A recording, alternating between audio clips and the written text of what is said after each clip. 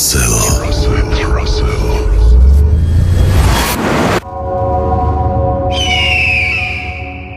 আরও একবার আপনাদের সবাইকে স্বাগত জানাচ্ছি আমি রাসেল। আশা করছি আপনারা সবাই ভালো আছেন, ভালোর দলে আছেন। আপনারা সবাই জানেন প্রতি মাসে আমরা একটা স্টুডিও সেশন করি, যেখানে একটা ইমেল দিয়ে আমাদের এপিসোড শুরু হয় এবং তারপরে আমাদের অতিথিরা অংশগ্রহণ করেন, জানান তাদের সাথে ঘটে যাওয়া ভয়ঙ্কর সব অভিজ্ঞতার কথা। আজও তার ব্যতিক্রম নয়। আজও স্টুডিওতে উপস্থিত হয়েছেন আমাদের বিশেষ অতিথিরা। আমরা শুনবো তাদের ঘটনা, তবে তার আগে একটা ইমেল দিয়ে শুরু করতে চাই আমাদের আজকের এই এপিসোড। কথা না বাড়িয়ে চলুন শুরু করা যাক। নমস্কার প্রিয় রাসেল ভাই, কেমন আছেন? আশা করি আপনি এবং ভূত.com-এর সবাই ভালো আছেন। আমি অর্থী, বর্তমানে নবম শ্রেণীর ছাত্রী। আমি আপনাদের যে ঘটনাটি বলবো সেটি আমার দাদু বাদলের জীবনের এক জলজ্যান্ত অভিজ্ঞতার কথা। আমি গুছিয়ে লিখতে গিয়ে কোনো ভুল ত্রুটি করতে পারি। যদি লেখায় কোনো ভুল ত্রুটি হয়, ক্ষমা সুন্দর দৃষ্টিতে দেখবেন। ঘটনাটি আজ থেকে 55 বছর আগের 1970 সালের এক তপ্ত গ্রীষ্মকালের। কিন্তু আজও যখন দাদু এই ঘটনাটি বলেন, তার গলার স্বর কাঁপতে থাকে। আমার দাদু তখন সবে ক্লাস 10-এ উঠেছেন। দাদু ছিলেন প্রচণ্ড চঞ্চল আর ডানপিটে স্বভাবের। দাদুর সেই পুরনো স্কুলটি, যেখানে বর্তমানে আমি পড়াশোনা করি, ছিল জঙ্গল আর ঘুটঘুটে অন্ধকারে ঘেরা। স্কুলের সীমানার সাথেই ছিল অন্তত 70 বছরের পুরনো এক বিশাল কবরস্থান, যা আজও আছে। স্কুলটি তখন ছিল টিনের চাল আর বাঁশের বেড়ায় ঘেরা। দাদুর বাড়ি স্কুল থেকে অনেক দূরে হওয়ায় তিনি এবং তার প্রতিবেশী এক বন্ধু মিলে স্কুলের পাশে কেয়ারটেকারদের জন্য বরাদ্দ একটি রুমে থাকতেন। কক্ষটির ঠিক পাশেই ছিল সেই প্রাচীন কবরস্থানের সারি সারি পুরনো কবর আর বড় বড় তাল ও বটগাছ। সেই অভিশপ্ত বৃহস্পতিবারের কথা। পরের দিন শুক্রবার, ছুটির দিন। সব শিক্ষকরা চলে গেছেন, শুধু দাদু, তার সেই বন্ধু আর কেয়ারটেকার ছাড়া।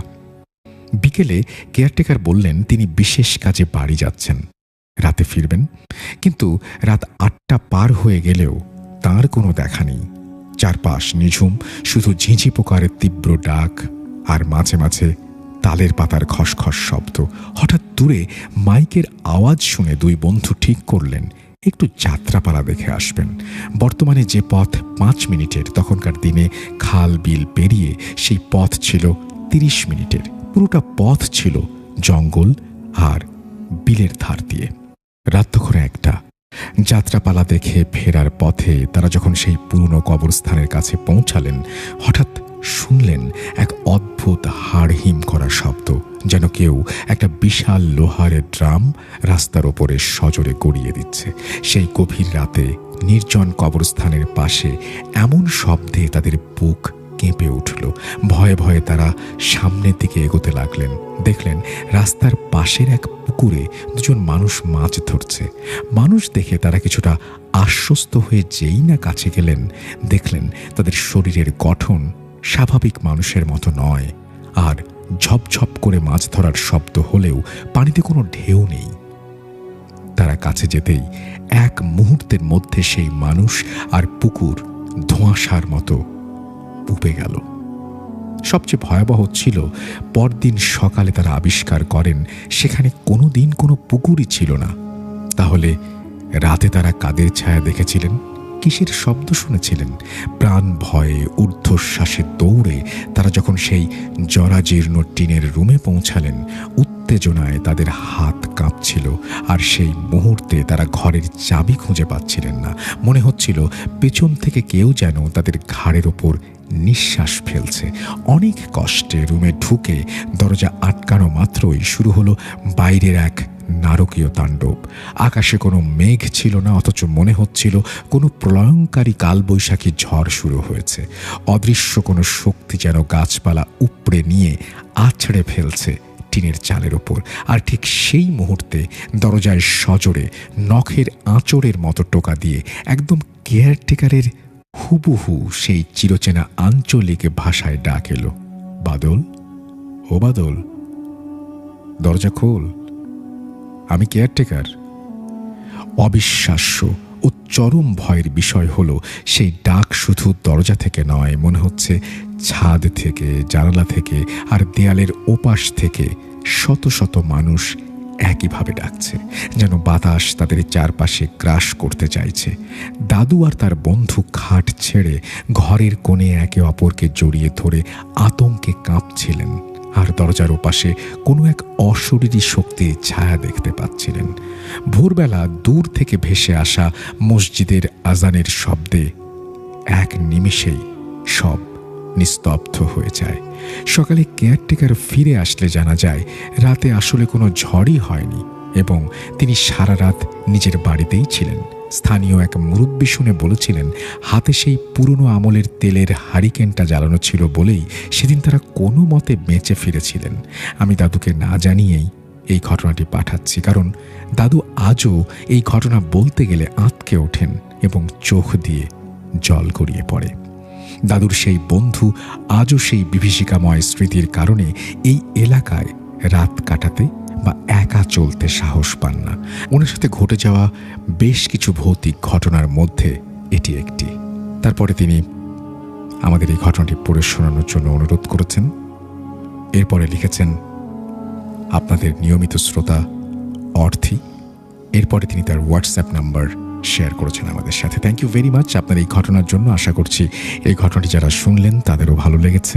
যেহেতু স্টুডিও সেশন, এখন আমরা যেতে চাই আমাদের অতিথিদের কাছে। এখানে আমাদের 3 জন অতিথি আজকে এই স্টুডিওতে উপস্থিত হয়েছেন, তাদের ঘটনা আমরা শুনবো। তাহলে চলুন শুরু করা যাক। আজ আবার শুনতে পাচ্ছেন শব্দটা? ভয়ের আরেক নাম ভূত.com with Russell.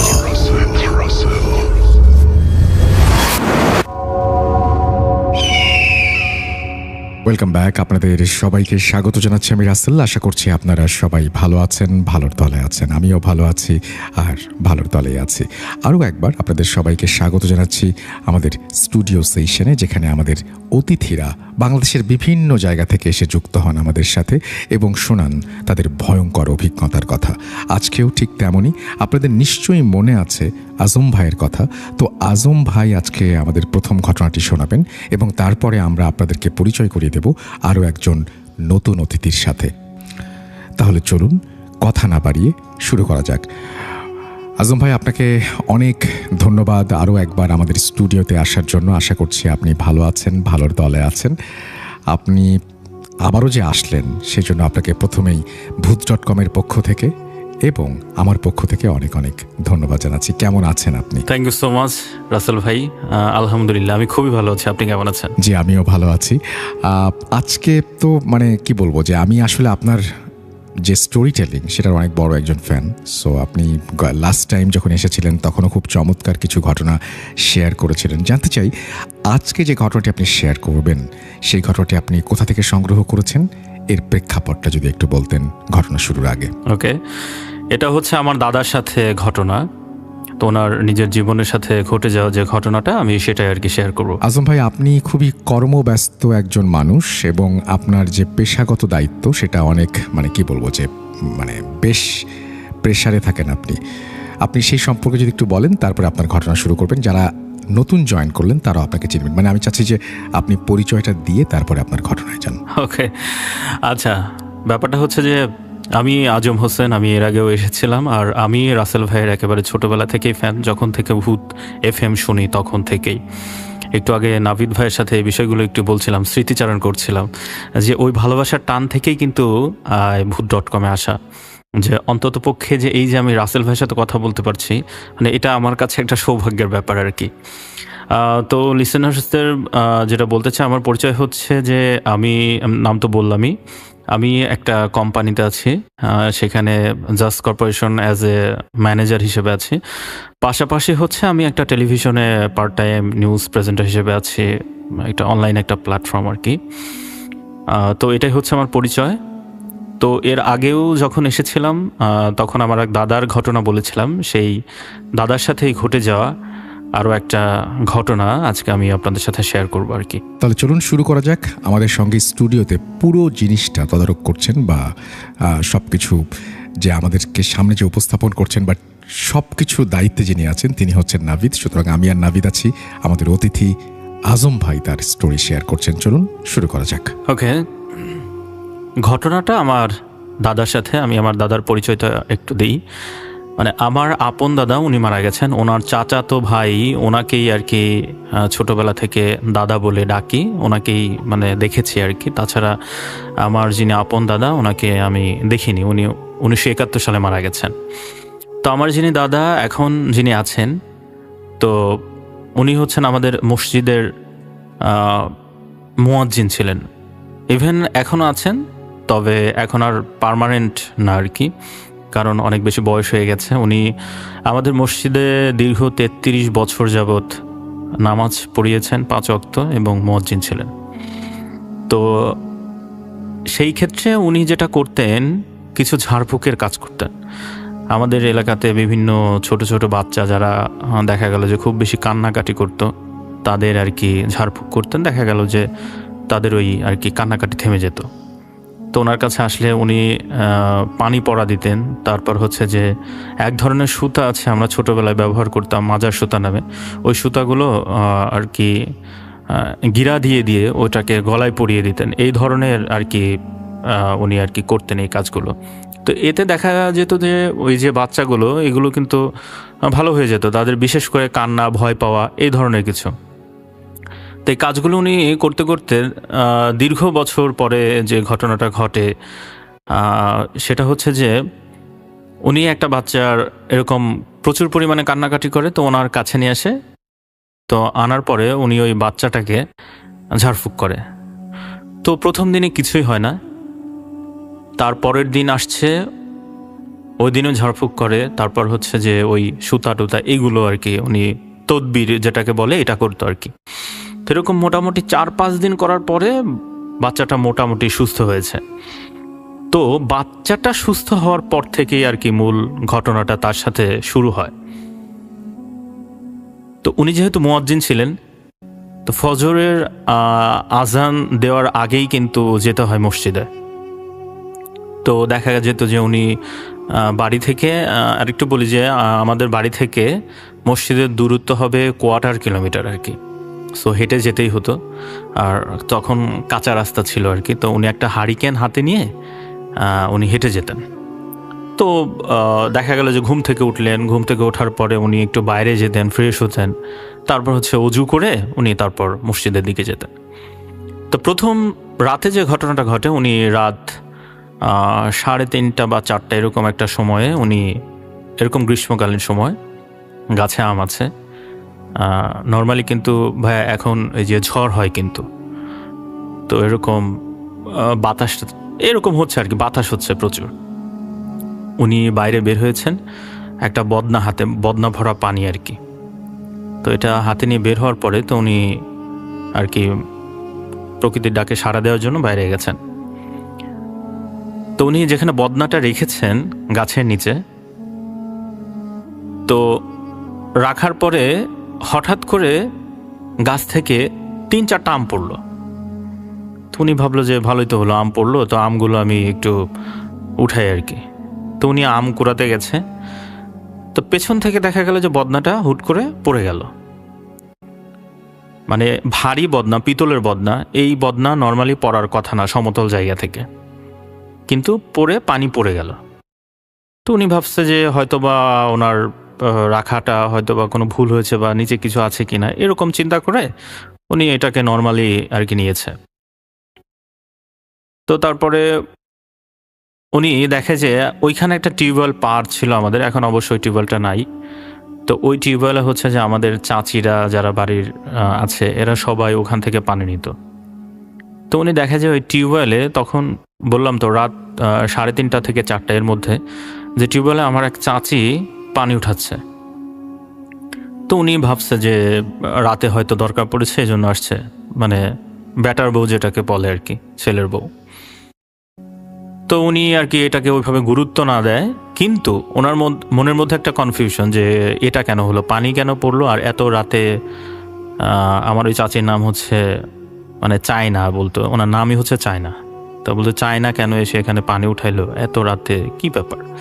তো উনি কনফিউশন। তো উনি যাই হোক পরে ফজরের নামাজ পড়তে গেছে, নামাজ পড়ে উনি মক্তব পড়াতো, মক্তব এগুলো পড়িয়ে মোটামুটি সকাল 7টার মধ্যে আর কি উনি বাড়িতে আসছে। তো আসার পরে হচ্ছে আমার ওই চাচিকে জিজ্ঞেস করছে যে চায়না তুমি কি কালকে পানি উঠে দিয়ে গেছিলা টিউবওয়েলে রাতে? তো বলছে না চাচা আমি তো বের হই নাই।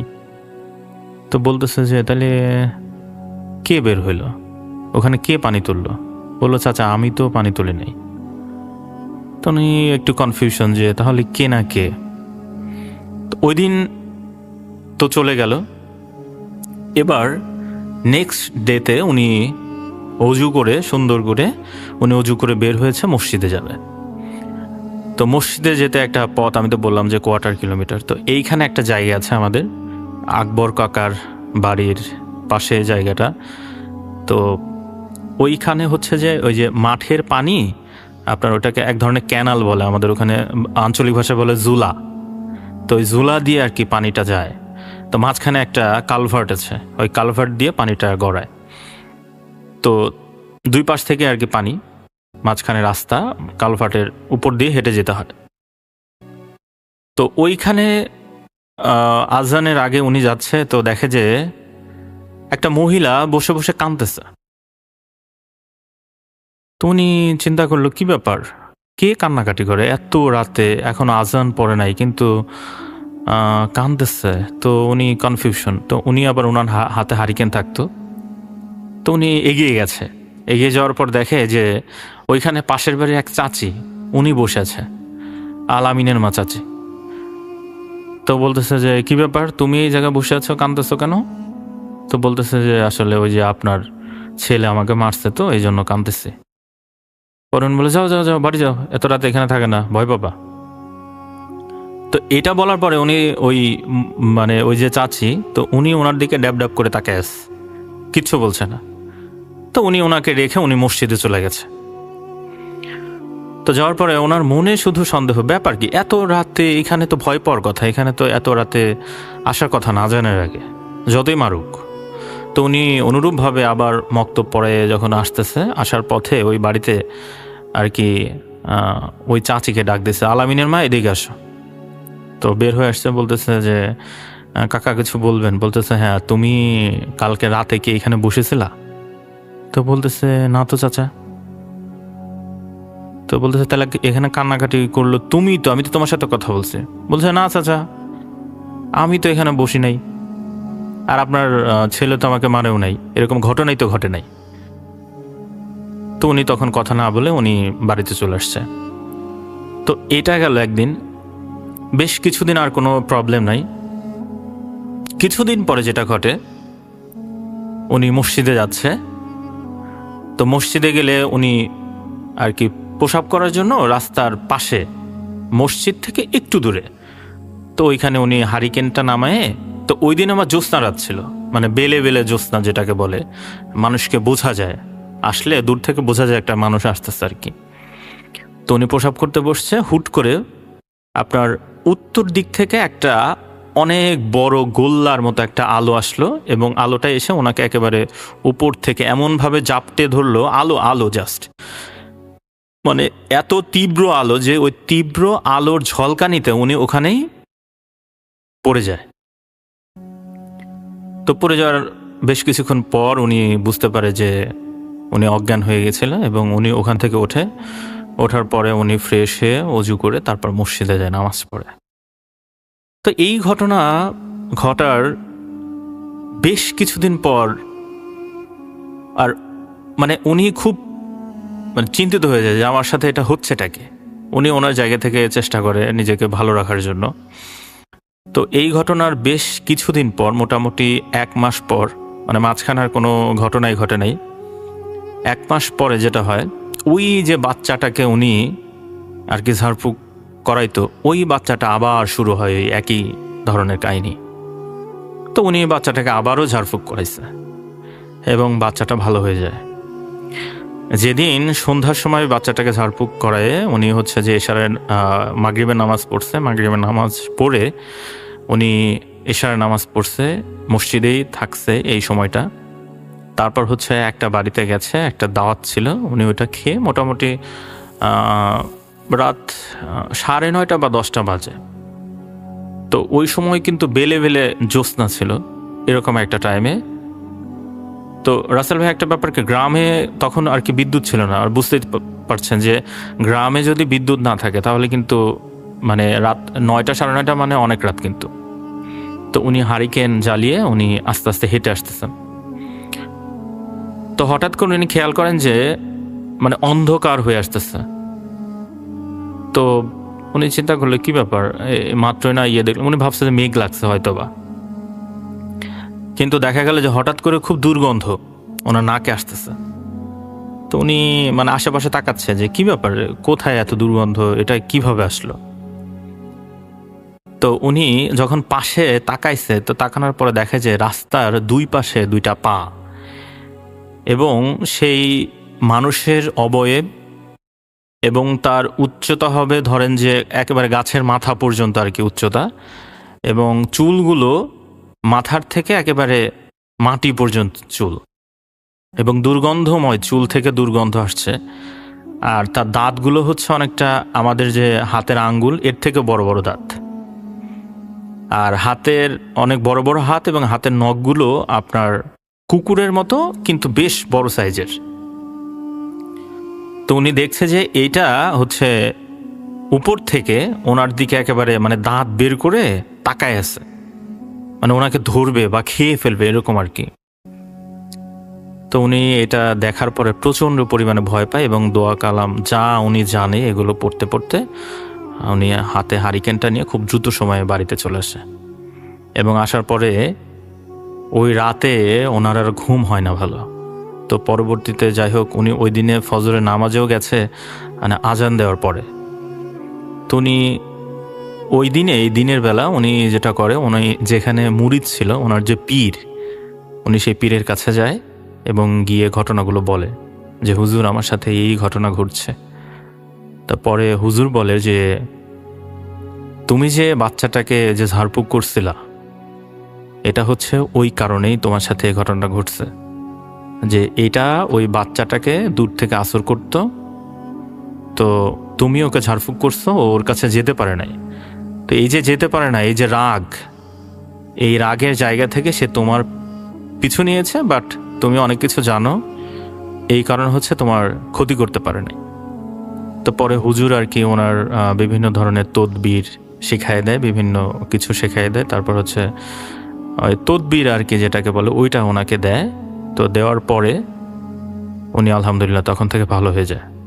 তো তার পরবর্তীতে উনি এই যে ঝাড়ফুঁকের যে ব্যাপারটা, উনিও আস্তে আস্তে বৃদ্ধ হয়ে গেছে, এখন আর ওইটা করে না। তবে উনি এখনও আছেন, এখনও মসজিদে যান, এখনও আর কি নামাজ মাঝে মধ্যে পড়ান, নিজেও পড়েন, মসজিদে আজানও দেন। তো এখন আলহামদুলিল্লাহ উনি ভালো আছেন। ওনার বয়স এখন প্রায় 100-র কাছাকাছি, 95 থেকে 100 এর মধ্যে হবে আর কি। তো এখন আর কি ভালো আছেন।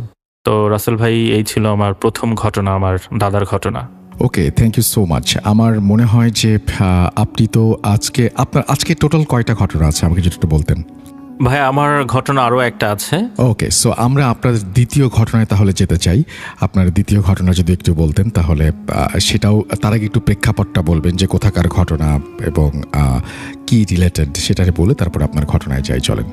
শিওর ভাই। এই ঘটনাটা হচ্ছে যে আমি যেখানে জব করি সেখানকার আমার এক ভাই আর কি, হৃদয় ভাই, ওনার সাথেই ওনার এলাকার ঘটনা। এটা হচ্ছে আপনার বরিশালের ঝালকাঠির নন্দীগ্রাম গাবগাছ কেন্দ্রিক একটা ঘটনা। চলুন শুরু করি।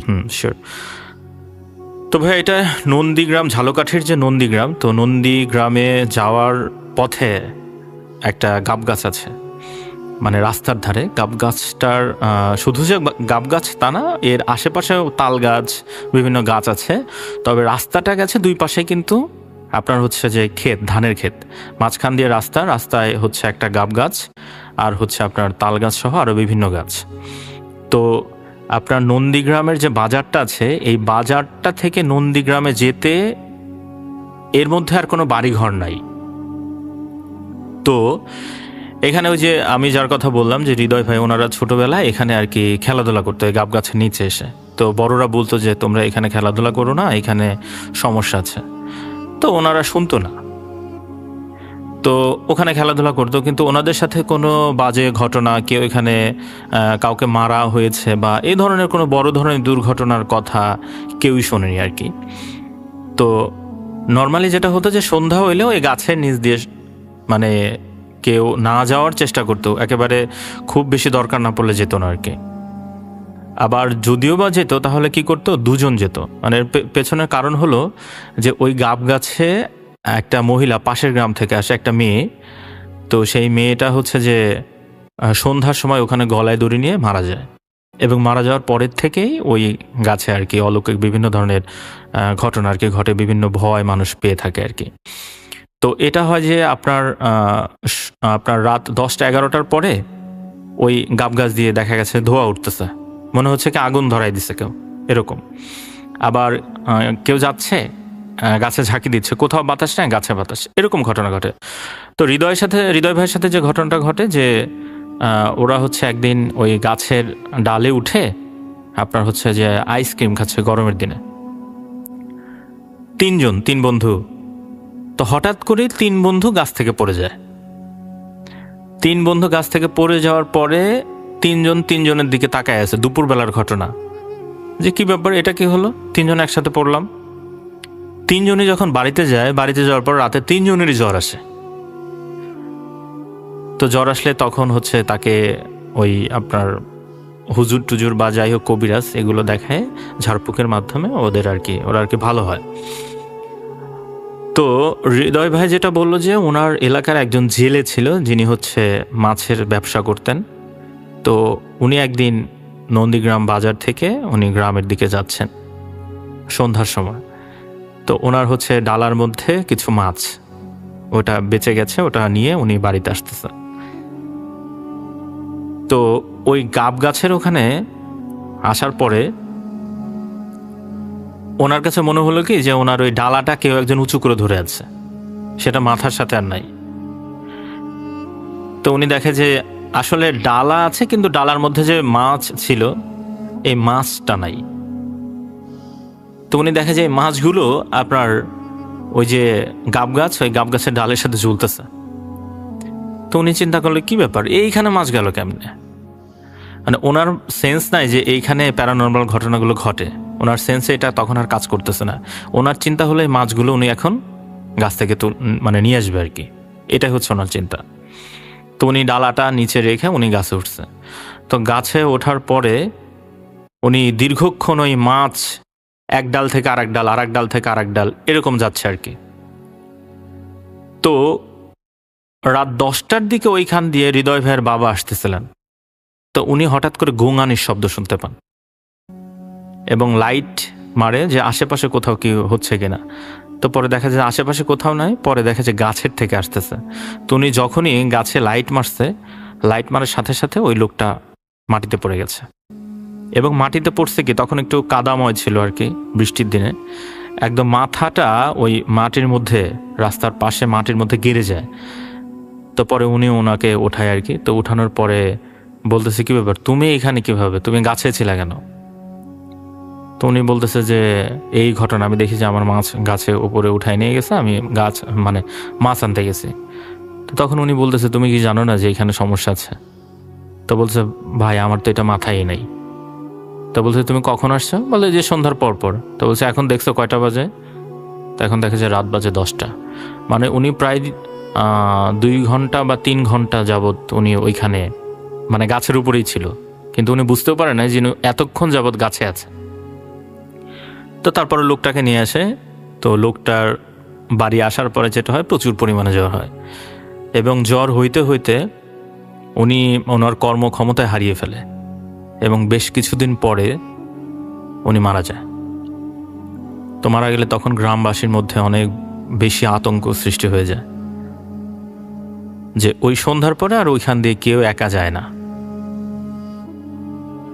তো হৃদয় ভাইয়ের সাথে যে ঘটনাটা ঘটে এই একই গাছের এখানে, হৃদয় ভাই একদিন হচ্ছে ঝালকাঠি থেকে আপনার গ্রামে যাবে, তো রাত 8টা বেজে গেছে।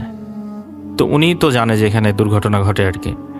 তো ওনার হাতে একটা মোবাইল ছিল, ওই মোবাইলে জাস্ট টর্চটা জ্বালিয়ে উনি আসতেছে। এখন দূর থেকে গাছের দিকে তাকিয়েছে, এখন দেখা যায় গাছ ধরে আগুন জ্বলতেছে।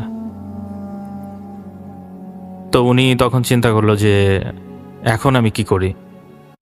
তো উনি ওনার বাড়িতে ফোন দিচ্ছে, কিন্তু বাড়িতে কারোই ফোন পাচ্ছে না আর কি, বন্ধ আর কি। ওনার ভাইকে ফোন দিচ্ছে, ভাইয়ের নাম্বারও বন্ধ। তারপর হচ্ছে যে মা ফোন ইউজ করে না, বাবা ফোন দিচ্ছে, বাবা সে বলতেছে আমি বাড়িতে নেই। তখন উনি বাধ্য হয়ে একা একা আসে, কিন্তু ওনার সেরকম কোনো ক্ষতি হয় না। যেটা হয়েছে ওই গাছের নিচে যখন আসে তখন ওনার কাছে মনে হলো যে ওনার সমস্ত শরীর ভারী হয়ে গেছে এবং গায়ের যে লোমগুলো এইগুলো দাঁড়িয়ে গেছে। তো তারপরে উনি যাই হোক ওনার মতো করে উনি সাহস নিয়ে আর কি বাড়িতে চলে আসে।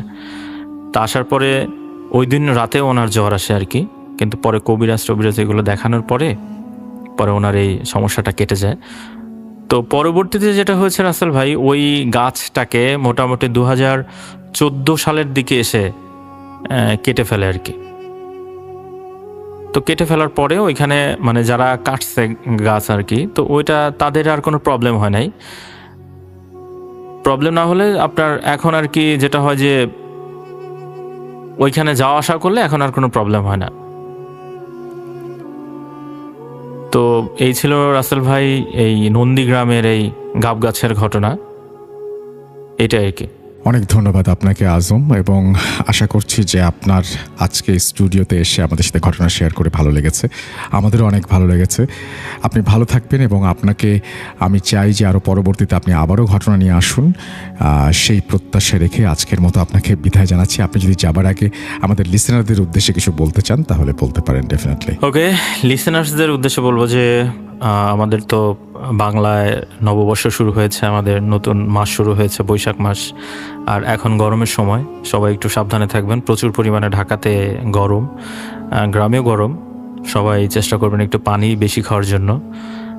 সকলের সুস্থতা কামনা করছি, ভালো থাকবেন সবাই। অনেক ধন্যবাদ আপনাকে। আমরা আজকের মতো বিদায় নেব এবং আমরা চলে যাব আমাদের পরবর্তী অতিথির কাছে, মানে আজম ভাইয়ের কাছ থেকে বিদায় নিয়ে আমরা আমাদের পরবর্তী অতিথির কাছে যাচ্ছি। আজম ভাই, আপনি ভালো থাকবেন। জি ভাই, ভালো থাকবেন আপনিও। আজ আবার শুনতে পাচ্ছেন শব্দটা? ভয়ের আরেক নাম ভূত.com with Russell.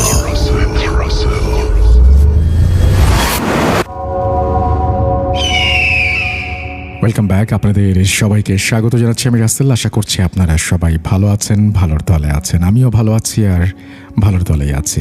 আমরা আজম ভাইয়ের ঘটনা শুনছিলাম, এখন আমরা সরাসরি চলে যাব আমাদের পরবর্তী অতিথির কাছে। চলুন শুরুতেই তার সাথে পরিচিত হয়ে নেই। প্রথমবারের মতো তিনি আসছেন আমাদের স্টুডিওতে। আপনার নামটা একটু যদি বলতেন এবং আপনার পরিচয়টা যদি দিতেন আমাদের লিসেনারদের কাছে। আসসালামু আলাইকুম রাসেল ভাই, আমার নাম দীপক চন্দ্র দাস। আমি এসেছি ঢাকা নারায়ণগঞ্জ থেকে। তো আমি বর্তমানে আমার পেশা হচ্ছে আমি একটা ওষুধ কোম্পানির মার্কেটিং ম্যানেজার হিসেবে নিয়োজিত আছি।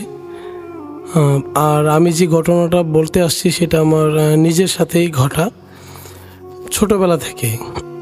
ওকে, তাহলে আমরা আপনার ঘটনায় চলে যাই। প্রথমে আপনাকে আমন্ত্রণ জানাচ্ছি এবং আপনি নিশ্চয়ই মানে আজকে কতটা এনজয় করছেন আমি জানি না, আমার মনে হয় যে আস্তে আস্তে এনজয় করবেন এবং আপনার ভালো লাগবে। চলুন আপনার ঘটনাটা শুনে আসি। তো রাসেল ভাই, ঘটনাটা আমার জন্মের পর থেকে, তো ছোটবেলা থেকে আমার দাদি আমাকে সবসময় গল্পের সুরে সুরে বলতো যে তুমি যখন বড় হবা তখন আমাদের ফ্যামিলি সম্পর্কে তুমি আস্তে আস্তে জানতে পারবা, বুঝতে পারবা। বিশেষ করে ঘটনাটা আমার দাদাকে নিয়ে। তো আমার দাদা ছিল শ্মশানের কাপালি বলা চলে, মানে শ্মশানে যারা লাশ পোড়ানোর কাজ করে উনি ওই পেশাটাকেই বেছে নেয়। তো একসময় শ্মশানের লাশ পোড়াতে পোড়াতে কখন যে নিজে আসলে ওই শ্মশানের সন্ন্যাসী হিসেবে পরিচিতি লাভ করে সে নিজেও জানে না। তো আস্তে আস্তে যখন আমার দাদা এই কাজগুলোকে নিজের পেশা হিসেবে বেছে নিতে থাকলো, তখন আমার দাদি তাকে সবসময় বলতো যে তুমি দিনের মধ্যে বাসায় ঘুমাও আর রাতে সারা রাত লাশ পোড়াও, তো এগুলা করে মজা কি পাও? তো আমার দাদা সবসময় বলতো যে শ্মশানে যারা থাকে তারা অনেক অলৌকিক কিছু দেখতে পায়। তো দাদি এগুলা মোটেও পছন্দ করতো না, দাদাকে চেষ্টা করতো যে এই কাজ থেকে বা এই পেশা থেকে দূরে রাখতে। এই এমন করতে করতে প্রায় অনেক বছর কেটে যায়।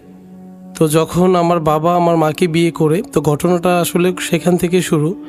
তো ওই সময়ে আমার দাদা পুরোপুরিভাবে সাইকো হয়ে গিয়েছিল।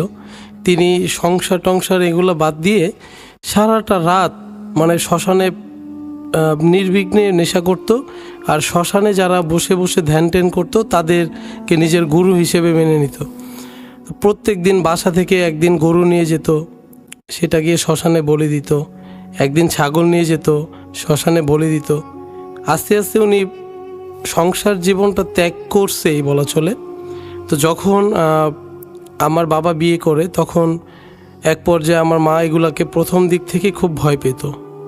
আমার দাদিকে বলতো যে মা, বাবা যেগুলা করে এগুলো তো আসলে মোটেও সামাজিক না, আমার বাবা মাও এগুলাকে অপছন্দ করে, আমার বাবা মা চাচ্ছে আপনার ছেলেকে নিয়ে যেন আমি ওই বাড়ি চলে যাই। তো যখন কোনো কিছুতেই কাজ হলো না, তখন বাধ্য হয়ে আমার মা আমার বাবাকে নিয়ে আমার নানার বাড়িতে শিফট করে। তখন আমার দাদিও আমার দাদাকে দেখানোর উদ্দেশ্যে বলে যে আমিও আর তোমার সাথে থাকবো না, তো আমিও আমার ছেলের সাথে ছেলের শ্বশুর বাড়িতে চলে যাব, তুমি তোমার ঘর সংসার তুমি তোমার মতো সামলাও। তো আমার দাদা একটা কথা বলেছিল যে এখন যাচ্ছ যাও, কিন্তু এক সময় টের পাবা, যখন তোমার নাতি হবে তখন তুমি টের পাবা। তো এই সময় আমার মা গর্ভবতী ছিল, তো এই জন্যই হয়তো দাদা এই কথাটা তাকে বলেছিল।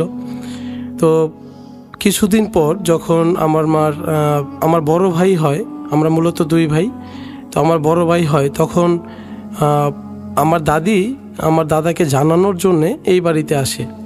এই পর্যন্ত প্রায় 4-5 মাস আমার দাদি আর এই বাড়িতে আসে নাই। আমার দাদির একটা ইচ্ছে ছিল হয়তো আমার দাদা ঠিক হয়ে যাবে, বা দাদি চলে যাওয়ার যে কষ্টটা এটা নিজের মধ্যে গেঁথে উনি ভালো সামাজিক একটা মানুষ হয়ে আমার দাদি আবার বাবাকে মাকে সবাইকে বাড়িতে নিয়ে আসবে। তো আমার দাদা তার জেদে অটল ছিল, সে মানে শ্মশানেই পড়ে থাকবে আর এইসব বলি টলির কাজই করবে, উনি সামাজিক হবে না। তো যখন আমি হলাম তখন প্রথমবার আমার বড় ভাই হলো, তখন প্রথমবার আমার বাবা, আমার মা, ইভেন আমার দাদি আমার বড় ভাইকে নিয়ে প্রথমে আমার দাদার বাসায় শিফট করে। তো ওদিন সন্ধ্যাবেলা আমার দাদা আসে, আসার পর আমার ভাইকে দেখে, কোলে নেয়, কোলে নেওয়ার পরে একটা মানে ভয়ানক একটা হাসি দেয়।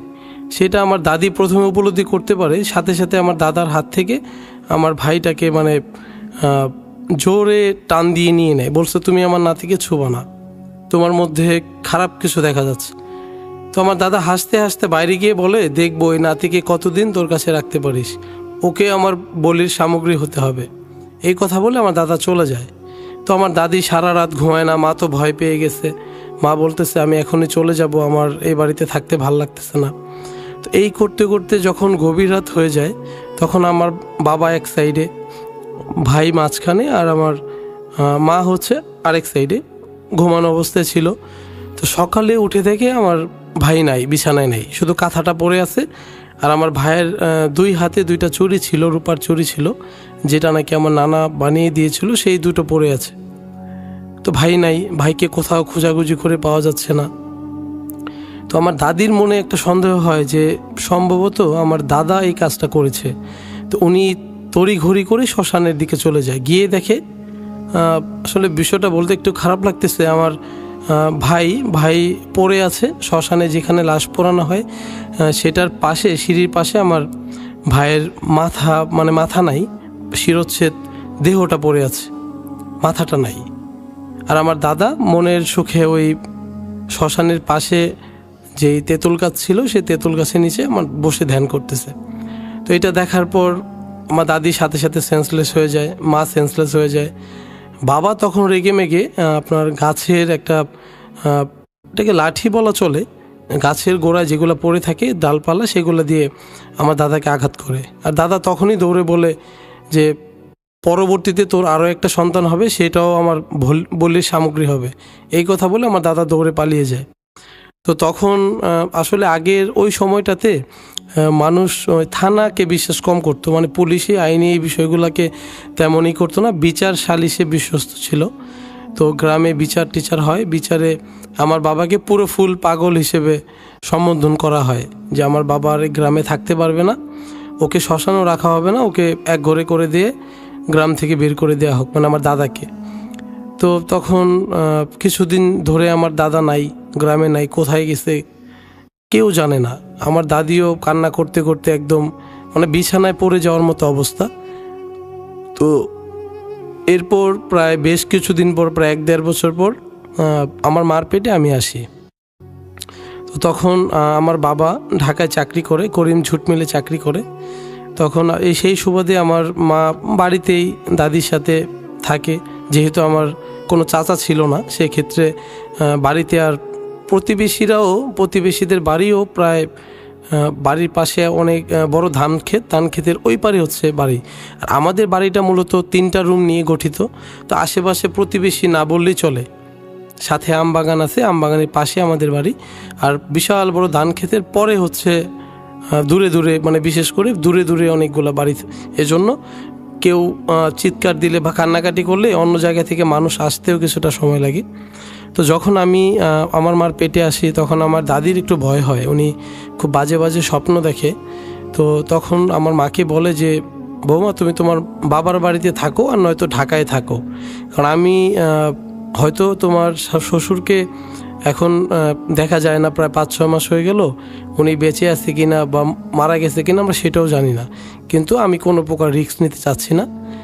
তো ওই সময়টাতে আমার দাদি পরদিন আমার বাবাকে খবর জানায় যে তুমি তোমার বউকে তোমার শ্বশুরবাড়িতে দিয়ে আসো, আর নয়তো তোমার সাথে ঢাকায় নিয়ে যাও। তো আমার বাবা ঝুট মিলে চাকরি করে, সেই সুবাদে একটা ব্যাচেলার বাসায় থাকে।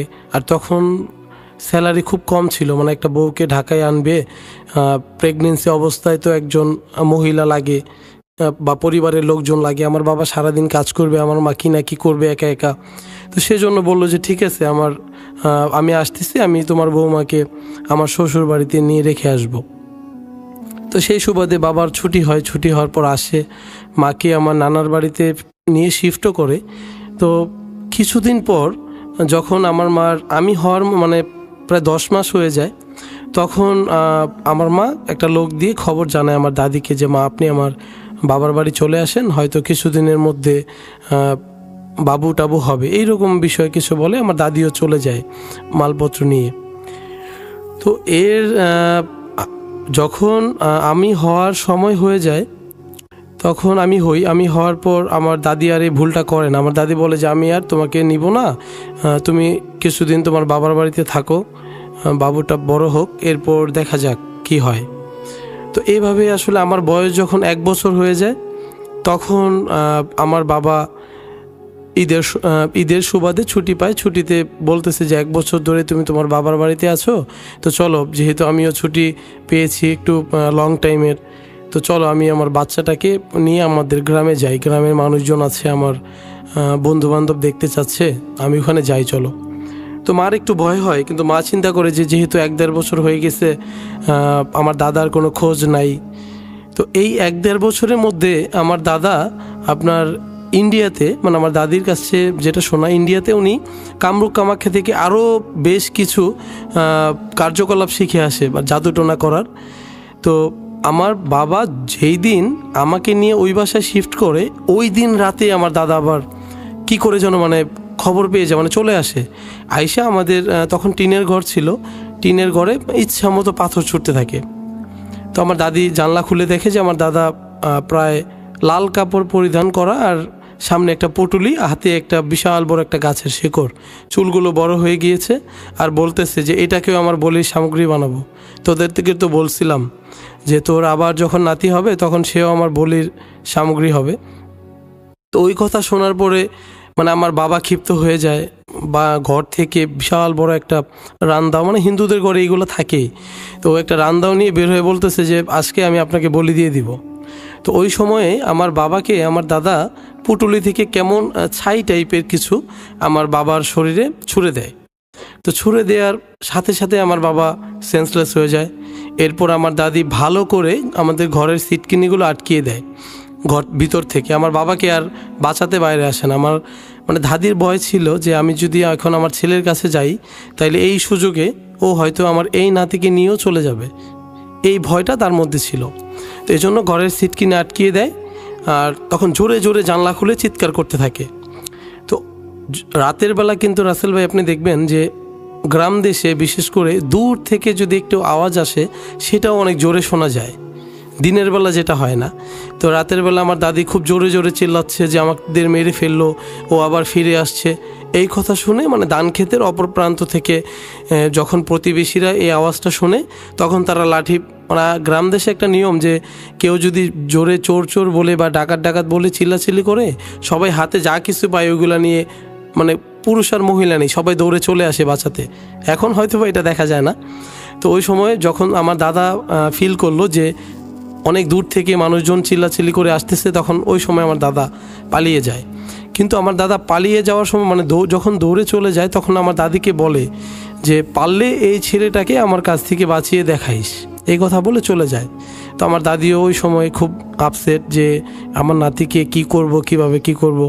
তো পরদিন সকালবেলা শ্মশানে, সারা শ্মশান, সারা গ্রাম মানে সারা গ্রামবাসী মিলে সব জায়গায় খোঁজ করে, কোনো জায়গায় আমার দাদাকে আসলে দেখতে পাওয়া যায় না। কিন্তু রাত হলে কেউ একজন দেখে যে যখনই লাশ পোড়ানোর সময় হয় বা হিন্দুদের কেউ একজন মারা যায়, যখন লাশ পোড়ানো হয় তখন লাশ পোড়ানোর শেষে যখন প্রায় শেষ সময় ছাইগুলো থাকে, মানে হিন্দুদের একটা রীতি আছে যে লাশ পোড়ানোর পরে ছাইগুলো একটা ছোট মটকির মধ্যে ভরে লাল কাপড় দিয়ে বেঁধে নদীতে, সেটা হস্তদান বলে, ওইটা করে।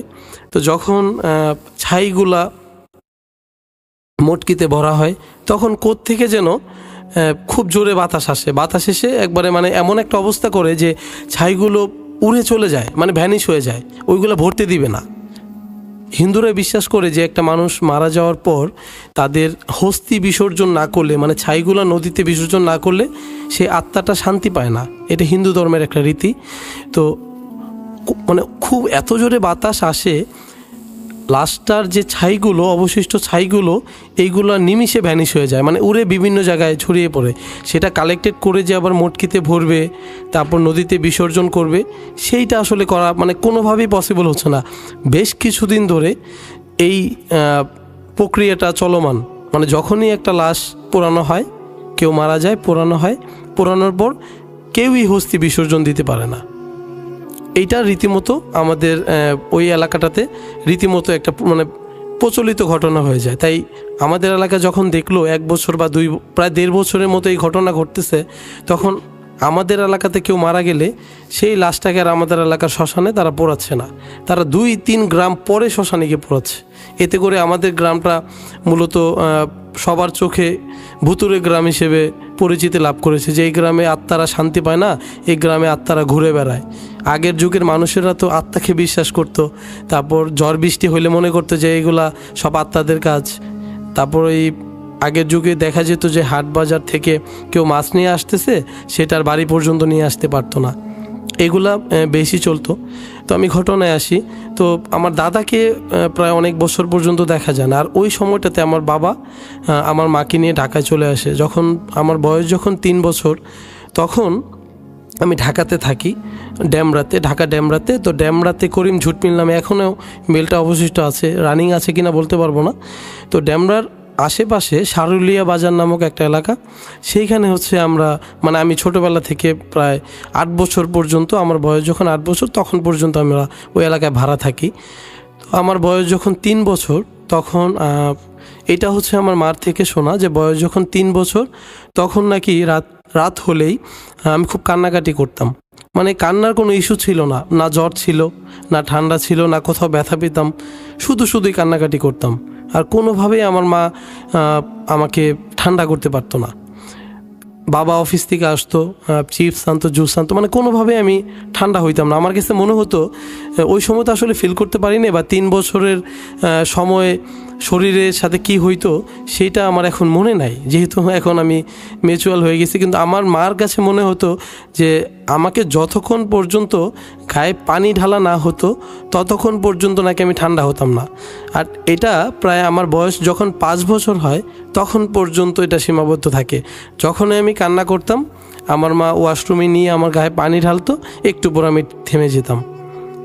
তো ক্রমে ক্রমে এই বিষয়গুলো যখন আস্তে আস্তে বাড়তে থাকলো, তখন এর আগে অনেক হিন্দু কবিরাজ টবিরাজ এগুলো দেখানো হয়, তারাও আসলে এই রোগের কোনো ইস্যু খুঁজে পায় না। তো আস্তে আস্তে বড় হলাম, যখন আমার বয়স যখন 8 বছর, তখন হচ্ছে আমার যে কোনো কারণে আমার বাবার চাকরিটা চলে যায় বা ছেড়ে দেয় এমন কিছু। তো ওই সময়টাতে আমার বাবা একটু ডিপ্রেশনে ছিল আমাকে নিয়ে, যে এত বছর পর্যন্ত আমার ছেলেটার কোনো রোগ নাই, রোগ ধরতে পারলাম না, কিন্তু এমন কেন যে রাত হলেই কান্না করে, পানি ঢালার পরে ঠান্ডা হয়ে যায়, এটার কোনো ইস্যু খুঁজে পেল না। তো এর মধ্যে দাদি অনেকবার আসার পর দাদি অনেক সময় তাবিজ নিয়ে আসে, কবজ নিয়ে আসে, এগুলোতেও কোনো কাজ আসলে হয় না। তো আমার বয়স যখন মোটামুটিভাবে 12 বা 13 বছর, তখন আমি একটু একটু বুঝতে পারি, বা আমার কিছুটা মনে আছে যে রাত হলেই আমার কাছে মনে হতো যে কেউ একজন মরিচের মতো কিছু, মানে খুব যন্ত্রণাদায়ক কেউ একজন একটা অবয়বের মতো আসতেছে, রাত হলে খুব হাসতেছে। আর ওই যেটার কথা বলছিলাম যে ওই লাশ পোড়ানোর পর যে ছাইগুলো থাকে, সে ছাইয়ের মতো কিছু একটা আমার শরীরে ঢালতেছে, মানে আমি ফিল করতে পারতেছি যে আমার শরীরে এগুলো পড়তেছে, গরম, খুব গরম এগুলো পড়তেছে, কিন্তু আমি আমার মা বাবাকে বলতে পারতেছি না যে মা আমার শরীরে গরম ছাই ডালা হচ্ছে। মানে প্রচুর যন্ত্রণা, এত যন্ত্রণা করতেছে, মানে মনে হচ্ছে যে আমার শরীর ফসকা পড়ে যাবে, বা আমার উপরে চামড়াটা পুড়ে একদম গর্ত হয়ে যাবে, এমন মনে হয়। তো ঠিক তখনই আমার মা লাইট অন করতো, আমাকে ওয়াশরুমে নিয়ে গায়ে পানি ঢালতো। তো রাসেল ভাই এখনও পর্যন্ত এইটা আমার সাথে প্রতিনিয়ত ঘটেই। রাত 12টা বাজবে, শরীর জ্বালাপোড়া করবে, পানি ঢালবো, ঠিক। তো তারপরে ঘটনাটা বলি। আস্তে আস্তে আমি এসএসসি কমপ্লিট করি, তো আমার সাথে এটা ঘটতেই থাকে। এর মধ্যে আমি দাদির বাড়ি যাই, কিন্তু আমার দাদাকে আমি আর কখনো দেখি নাই, মানে আমি এখনও পর্যন্ত আমার দাদাকে দেখি নাই, শুধু দাদার একটা ফটো ছিল, জাস্ট এই হচ্ছে। তো যখন দাদি মারা যাওয়ার পর দাদির বাড়িতে যাই, আমার বাবাও চিন্তা ভাবনা করে যে এখন আর ঢাকায় থেকে কি করব, নিজের বাড়িতে কিছু একটা করি। তো আমাদের গ্রামের বাজারে বাবা একটা মুদিখানা খোলে, আর আমার মা তো বাসায় একা, আমার তো কোনো চাচা চাচি নেই, সেই সূত্রে আমি আমার মা। তো গ্রামে যাওয়ার পর আমি এসএসসি পাস করার পর ইন্টার আমি নারায়ণগঞ্জ তুলারাম কলেজে আমি এসএসসি দিয়েছি 2012-তে। তো 2013-তে হচ্ছে আমি তুলারাম কলেজে ইন্টারে ভর্তি হই। তো তখন বন্ধুদের সাথে আড্ডা, মানে কলেজে পড়লে তো বুঝেন রাসেল ভাই যে বন্ধুদের সাথে একটু আড্ডা দেয় মানুষ একটু সময় পেলে। তো আড্ডা দেওয়ার সময় আমার মা সবসময় বলতো যে বাবা তুমি যা কিছুই করো সন্ধ্যা যেন না হয়, মানে সন্ধ্যার আগে তুমি, গ্রামে আবার হিন্দুরা সন্ধ্যাকে সন্ধ্যাবাতি বলে, সন্ধ্যাবাতি দেয়, তো সন্ধ্যাবাতি দেওয়ার আগে তুমি বাড়িতে পৌঁছাবা, কোনো ক্রমেই রাত হয়ে গেলে মানে চলবে না, তোমার আসতেই হবে। তো মার কথা মতোই চলতাম, মা যেটা বলতো সেটাই করতাম। তো বাধ্য ছেলে বলা চলে ওই সময়। কিন্তু আস্তে আস্তে যখন দেখতাম ফ্রেন্ডরা আমাকে নিয়ে একটু মজা করতো যে এত বড় ছেলে হয়েছিস, এখনও তোর সন্ধ্যার আগে বাড়িতে যেতে হবে। আমাদের গ্রামে তখন পহেলা বৈশাখ হইলে খুব বড় করে নারায়ণগঞ্জে পুরানা বন্দরে খুব বড় মেলা বসতো, এখনও বসে নদীর পাড়ে। তো তখন বন্ধুরা মিলে একবার বলল যে আজকে ওইখানে গিয়ে আমরা পেঁয়াজু খাবো, এমন একটা বিষয় যে সব ফ্রেন্ডরা মিলে যাবে, সবার কাছ থেকে 10 টাকা 20 টাকা করে উঠাত। তখন আমাদের পকেট মানি খুব কম ছিল ওই সময়টাতে, 5 টাকা 10 টাকা 2 টাকা উঠিয়ে মানে ডিল হলো যে সন্ধ্যার পরে রাতে পেঁয়াজু খেতে যাব। দিনের বেলা যেহেতু এটা বেচবে না সন্ধ্যার পরে বসবে, তো সন্ধ্যার পরে যাব। তা আমার একটু মার কাছ থেকে অনুমতি নেওয়ার মতো একটা মনে হলো যে আমি মার কাছে একটু বলে আসি। কি মনে করে যেন আমি আর গেলাম না বলতে বাসায়, ওই দিন আর গেলাম না। কলেজ থেকে বের হইলাম আড্ডা টাড্ডা দিয়ে বিকেল 5টায়। তো তাদের সাথে নদীর পাড়ে আড্ডা দিতে দিতে মাগরিবের আজান দিয়ে দিল। তখন বন্ধুরা বলল যে চল আজকে আর বাসায় আমরা লেট করে যাব, এখন বাসায় যাবি আবার আসবি, তোর মা আসতে না দিলে মজাটাই শেষ হয়ে যাবে, তো চল আজকে কিছু হবে না, আমরা তো সবাই আছি। তো গেলাম, সবার কারো কথা না শুনে, মানে মাকে না বলে চলে গেলাম। বাবাকেও বলি নাই। বাবার দোকান আবার নদীর পাড়েই ছিল, মানে পুরানা বন্দর, নদীটা পার হলেই বাবার একটা বড় মুদিখানা দোকান এখনও আছে। তো বাবাকে বলারও প্রয়োজন মনে করি নাই, শুধু বাবাকে গিয়ে বললাম যে বাবা 5 টাকা লাগবে। তো বাবাও কিছু না বলে যে মেলায় যাবা, ঠিক আছে তাহলে 5 টাকা নিয়ে যাও, 2 টাকা তুমি খেও আর 3 টাকার নিমকি টিমকি কিনে বাড়িতে চলে যেও সন্ধ্যার আগে। তো আমি আর বাবাকে বলতে পারি নাই যে বন্ধুদের নিয়ে আমি একটু দেরি করে আসব। তো যেই বলা সেই কাজ, নদী পার হলাম, মেলায় গেলাম। বন্ধুরা যেরকমভাবে নাগরদোলা টোলাগুলো উঠে পেঁয়াজু টেয়াজু খেয়ে প্রায় 9টার মতো বেজে গেল। তখন আমার হাতে ক্যাসিও কোম্পানির একটা ঘড়ি ছিল, আর কারো হাতে ছিল না সেটা। তো আমাকে জিজ্ঞেস করলো যে রাত কয়টা বাজে। তো আমি বললাম যে প্রায় 9টার মতো বাজে, এখন তো বাড়িতে যেতেই হবে, অনেক রাত হয়ে গেছে, আর বাবা জানতে পারলে তো মার একটা মাটিতে পড়বে না। তো বন্ধুরা বললো ঠিক আছে তাহলে এখন চলো আমরা তাহলে রওনা দেই। তো আমাদের ওই সময়টাতে যখন আমরা একটু ছোট ছিলাম তখন ট্রলার ছিল না, এখন তো ট্রলার, তারপর বিভিন্ন মোটর যান্ত্রিক বের হয়েছে যেটাতে তাড়াতাড়ি পার হয়ে যায়, তখন নৌকা ছিল। তো তো আমাদের নদীর পাড়েই হচ্ছে, রাসেল ভাই আরেকটা বিষয় ভুলে গেছি, আমাদের শ্মশানটা নদীর পাড়েই ছিল। আর বেশিরভাগ শ্মশানগুলো যদি মানে নদীতান্ত্রিক হয় তাহলে সেটা নদীর পাড়েই বেশি হয়। তো নদী পার হচ্ছি, নৌকাতে উঠলাম আমরা প্রায় 7 জন। তো মাঝিকে বললাম যে মামা আপনি আমাদের একটু ওই পারে নামিয়ে দিয়েছেন। তো ভাড়া তখন ছিল 1 টাকা করে। তো উনি বললো যে আমাকে 2 টাকা করে দিতে হবে, তাইলে আমি যাব, নয়তো আমি আর ওই পারে যেতে পারবো না, ওই পারে গেলে প্যাসেঞ্জার পাবো না, খালি আসতে হবে। তখন আমাদের কাছে 2 টাকা করে ছিল না। তখন বললাম আমরা পড়াশোনা করি, একটু নিয়ে যান, আবার যখন আপনার সাথে দেখা হবে তখন আপনাকে আমরা টাকা দিয়ে দিব। তো সেই সুবাদে আমাদের যেহেতু আমরা স্টুডেন্ট ছিলাম, ওনারও মায়া হইল যে আমরা যাবো কোথা থেকে, উনি নিয়ে গেল। তো যখনই নৌকাটা ভিড়ল, শ্মশান পাশে ছিল, নৌকাটা ভিড়ার সাথে সাথেই মানে কেন জানি মনে হইলো যে আপনার নৌকাটা কাঁপতেছে। আমার বন্ধুরও তড়িঘড়ি করে নেমে গেল। আমি একবারে মাঝির সাথে বসছিলাম, মানে নৌকা তো মাঝি যেই প্রান্ত থেকে চালাচ্ছিল, আমি একবারে মাঝির সাথে। তো আমি যখনই নামতে গেলাম তখন আমার কাছে মনে হলো যে আমার ব্যাগটা হিসকা টান দিয়ে কেউ একজন আমাকে নদীতে ফেলে দিছে। তো আমি সাঁতার জানতাম ভালোভাবে, কিন্তু নদীতে পড়ার পর মাঝিও সাথে সাথে লাফ দেয় আমাকে উদ্ধারের জন্য। কিন্তু মাঝি যখন আমাকে উঠাইলো তখন মাঝির মনে হইল যে মাঝি মামার পা ধরে কেউ পানির নিচ থেকে টানতেছে। আর উনিও মা গো বাবা গো করে চিৎকার দিয়ে বলতেছে যে কে কোথায় আছে, আসো, এই ছেলেটাকে বাঁচাও, আমার পা ধরে কে যেন টানতেছে, এরকম উচ্চ স্বরে বলতে লাগলো। তা আমার বন্ধুরা ভয় পেয়ে গেল, ওরাও তখন ছোট মানুষ ছিল, কেউ নামতে চাইলো না। কিন্তু নদীর পাড়ে কিছু লেবার থাকে যারা হচ্ছে বাঁশের কাজ করে, মানে বড় বড় বাঁশগুলা বিক্রি হয় নদীর ওই পারে, যারা ওখানের বাসিন্দা তারা চিনে থাকবেন। তো বাঁশগুলা অনেক রাতে রাতে নৌকা দিয়ে আসে। তো সেই বাসগুলো নামানোর জন্য কিছু লেবার থাকে, মানে ফেরিওয়ালা যাদেরকে বলা হয়, তারা গভীর রাত পর্যন্ত থাকে। তাদের মধ্যে একজন নদীতে লাফ দিয়ে মাঝিকে ধরলো আর আমাকে উপরে আনলো। আনার পর তখন আমি সেন্সলেস অবস্থায়, আমি পুরো ভয় পেয়ে আছি। তখন ওই যে লেবারটা আমাকে উঠাইছে সে আমাকে চিনতে পারলো, যেহেতু গৌতম বাবুর ছেলে, তো গৌতম বাবুর দোকানে নিয়ে যাই। তো বাবা তখন 10টা কি 11টায় দোকান বন্ধ করে সব সময়, তো ওই সময় দোকানে ছিল। বাবার কাছে নিয়ে গেল যে গৌতম দা আপনার ছেলে তো এরকম নদীতে পড়ে গেছে। বাবা তখন দৌড়ে এসে আমাকে কোলে নিয়ে, মানে খুব কান্নাকাটি। আমার বন্ধুদেরকে কিছু বললো না, বললো যে তোমাদের খবর আছে, তোমরা যাও, কালকে তোমাদের নামে আমি সালিশ ডাকবো। তো ঠিক ওই সময়টাতে আমি খুব জ্বর হয়, বাড়িতে নিয়ে যায়, খুব জ্বর হয়, প্রায় 2-3 দিন খুব জ্বরে থাকি, ক্লাসে উপস্থিত হতে পারি না। কিন্তু ওই সময়ের পর থেকেই মানে আমার কাছে মনে হয় যে আমি দেখছিলাম কিছু, আমার কাছে মনে হয়েছে যে আমি নৌকাতে যখন ছিলাম কেউ একজন আছে যে লাল কাপড় পরিহিত, চুলগুলো বড় বড়, উনি মাথাটা বের করেই আমার ব্যাগটা টান দিয়ে ফালিয়ে দিছে। মানে এইটুকু আমার মনে ছিল। তখন আমার পড়াশোনা খাওয়া দাওয়া কিচ্ছু ভালো লাগতো না, দিন দিন শুকিয়ে যেতে থাকলাম, রাতে ঘুম আসতো না।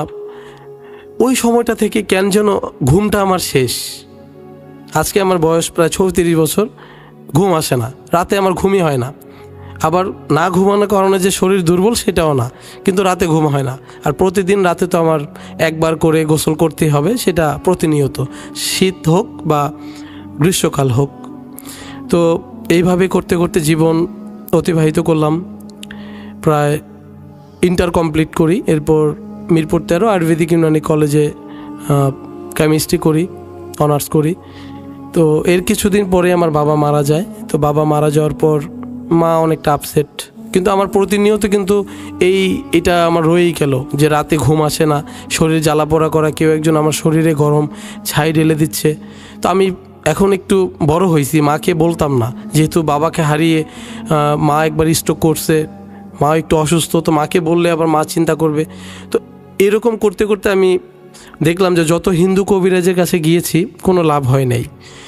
যখন আমাদের এলাকার ইমাম সাহেব আছে একজন, উনি খুব ভালো রুকায়া করে, উনাকে আমি বিষয়টা বলি যে হুজুর, প্রতিনিয়ত আমার রাতে তো এগুলো হচ্ছে, তো এর কোনো মানে এটার কোনো সলভ করার মতো কিছু আছে কি না। তো উনি বলছে যে আপনি তো হিন্দু মানুষ, আপনি যদি মুসলিম হইতেন তাইলে হয়তো আপনাকে কিছু বিষয় বা কোরআনের আলোকে কিছু রুকায়া শিখিয়ে দিয়ে যেত। তো এই বিষয়ে আমি আপনাকে কিছু করতে পারবো না। আপনার যদি মনে হয় যে প্রবলেমটা অনেকটা সিরিয়াস, তো আপনি ইন্ডিয়াতে অনেক বড় বড় তান্ত্রিক আছে বা এইগুলো নিয়ে যারা কাজ করে, আপনি তাদের সাথে আলাপ করতে পারেন। যেহেতু আপনি এডুকেটেড, সেটা অনলাইনে হোক বা অফলাইনে হোক, যেখানে হোক, আপনি এই বিষয়টা তাদের সাথে শেয়ার করলে হয়তো এটা সুরাহা পাবেন। তো আমি আর সত্যি বলতে আমি আর ওই দিকে মাথা ঘামাই নেই, পার্ট টাইম একটা জব নেই। ওই সময় আমার মা দেখে শুনে একটা বিয়ে করায় আমাদের এলাকাতেই, মানে আরেকটা গ্রামে বিয়ে করি। তো বিয়ের পরও আমার ওয়াইফ প্রতিদিন রাতে খুব জোরে জোরে চিল্লাইতো, বলতো যে আপনার কী হয়েছে। আমিও থতমত থেকে উঠে বসতাম যে কই, আমার তো কিছু হয় নাই। তো বলছে, তখন আমাকে বলতো যে আমার কাছে মনে হইতো যে আপনি ঘুমের ঘরে বলতেছেন আমার শরীর জ্বলে গেল, পুড়ে গেল, এগুলো বলতেছেন, আর তখন আপনি দৌড়ে গিয়ে গোসল করে আসতেন, আইসা আবার চুপ করে শুয়ে থাকতেন। তো আপনার ভিজা শরীর যখনই আমার শরীরে লাগতো তখনই আমার কাছে খুব ভয় লাগতো। আর এই যে এরকম চিল্লাইতেন, এই বিষয়ে কি হয়েছে আমাকে একটু বলেন। তো আমার ওয়াইফকে তো আর বিয়ের সময় আসলে এই বিষয়গুলো তো কেউই বলে না, বদ অভ্যাসগুলা। তখন আমার মা পুরো হিস্টোরিটা আমার ওয়াইফকে খুলে বলে। তো ওই সময়টাতে আমার ওয়াইফের একটু ভয় হয়, তো সে প্রায় ভয় পেয়ে 6 মাসের মতো আমাকে ছেড়ে তার বাবার বাড়িতে থাকে। বলছে আপনি এগুলার চিকিৎসা করান, আপনি সুস্থ হওয়ার পরেই আমি আপনার কাছে আসবো। তখন আমি আরেকটু ডিপ্রেশনে পড়ে যাই। নতুন বিয়ে করছি, নতুন বউ ভয় পেয়ে চলে গেছে, তখন তো বুঝেন যে মনের ফিলিংসটা কি। তখন রীতিমতো একটু আমাকে নিয়ে আমি একটু বেশি হয়ে পড়ি যে না, আমার এই চিকিৎসা আমি করাবই। তো যেহেতু হিন্দু ছিলাম, পাসপোর্ট করা ছিল, সেই সূত্রে চলে যাই ইন্ডিয়ার কাশ্মীরে যাওয়ার পর ওইখানে বড় একটা আশ্রম আছে। তো সেখানে বড় বড় গুরুদেব বলে হিন্দুদের ধর্মে, যাকে ইসলাম প্রচারক যারা সিনিয়র থাকে তাদেরকে গুরুদেব বলা হয়। তো তার কাছে আমি যাই, একটা লিঙ্ক নিয়ে গিয়েছিলাম বাংলাদেশ থেকে আমার এক ফ্রেন্ডের মাধ্যমে। তো তাকে গিয়ে পুরো বিষয়টা বলি যে জন্মের পর থেকে আমার সাথে এগুলা ঘটছে বা আমার ভাইয়ের সাথে এগুলা হয়েছে। তো উনি বলছে তোমার দাদা এখনও মারা যায় নাই, তোমার দাদা এমন একজন ব্যক্তি ছিলেন যে কিনা যে ইন্ডিয়াতে কামরূপ কামাখ্যায় এসে ওনার যে গুরু ছিল, ওনার গুরুর ছেলেটাকে পর্যন্ত বলি দিছে নিজের সাধ্যসিদ্ধি লাভ করার জন্যে। তখন ওনার গুরুও ওনাকে বলছে যে তুমি আমার থেকেও বড় কিছু হইতে পারবা, কিন্তু জীবনে সুখ পাবা না, সুখ জিনিসটা তোমার মধ্যে আসবে না। তো ওনার গুরুও ওনাকে পরাস্ত করতে পারে নাই। তো এখন উনি কোথায় আছে আমি জানি না, বিভিন্ন জায়গায় হয়তো এইসব অপকর্ম এখনও চালায় যাচ্ছে বা দুনিয়া থেকে চলে গেছে, এইটাও আমি আসলে বলতে পারবো না। তো ঠিক ইন্ডিয়া থেকে চিকিৎসা নেওয়ার পর বাংলাদেশে আসি। তো তখন হয়তো আমার কাছে মনে হয় যে জ্বালাপোড়া কিছুটা কমছে, কিন্তু পুরোপুরি না। হেসে আমার শরীরে একটা অবয়ব প্রতিনিয়ত সেই ছাইটা আমার শরীরে ঢালতেছে। কিন্তু আগে ঢালতে হচ্ছে শরীরে মানে বুকের উপরে, আর এখন ঢালতেছে হাঁটুর নিচে, মানে পায়ের দিক থেকে, মানে উপরের দিকে আর নাই। এমন মনে হচ্ছে যে উপরের দিকে আমার ঠান্ডা, কিন্তু আমার হাঁটুর নিচ থেকে পায়ের তলা পর্যন্ত পুরো ফুল গরম, মানে জ্বলে যাচ্ছে। তখন আমার আর গোসল করতে হয় না, কিন্তু আমার হাঁটু থেকে পা পর্যন্ত ভিজিয়ে রাখতে হয় প্রায় 30 থেকে 35 মিনিট। তো ওই সময় আমার বেবি কনসিভ করলো আমার ওয়াইফ, তখন বাধ্য হয়ে আমার বাসায় আসতেই হয়, যেহেতু আমার ওয়াইফের বাবা মা ছিল না, ছোটোবেলায় মারা যায়, ভাই আর ভাবির কাছে মানুষ হয়। তো বাসায় চলে আসার পর আমার যমজ বাচ্চা হয় 2022-এ, আমার যমজ বাচ্চা হয় 13 সেপ্টেম্বর।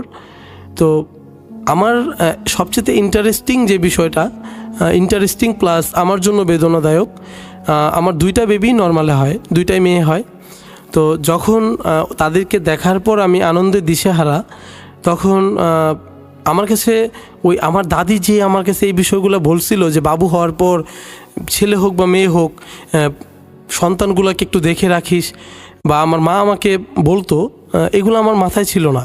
তো যেহেতু আমার মা স্ট্রোক করে এক হাত এক পা প্যারালাইসিস হয়ে গিয়েছিল, আমার মাও তখন হসপিটালে যাইতে পারে নাই, কিন্তু মা আমাকে সবসময় বলতো যে বাবা, বাবু হওয়ার পরে কিন্তু তুমি একটা লাল, মানে হিন্দুদের একটা লাল সুতা থাকে, যে এই সুতাটা পরিয়ে দিও, তাইলে হয়তো বা কোনো সমস্যা হবে না।